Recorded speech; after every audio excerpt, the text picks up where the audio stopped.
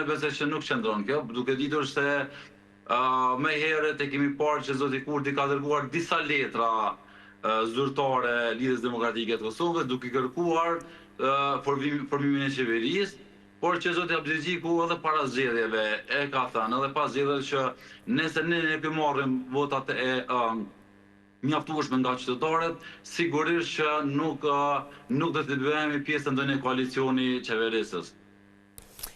Çfarë pritet të ndodhë? Ne kemi parë analiza gjathorëve të fundit kemal që flasim për këto zgjedhje që pritet të vinë, madje edhe vetë Kurti me njerë pasi u dol nga kuvendi e tha që jemi gati pse jo për këto zgjedhje. Është plani i vetëm, qëndron pak edhe në dorën e presidentes, sepse ajo mund të zgjedh që të ketë forcën e dytë, po çfarë pritet të ndodhë?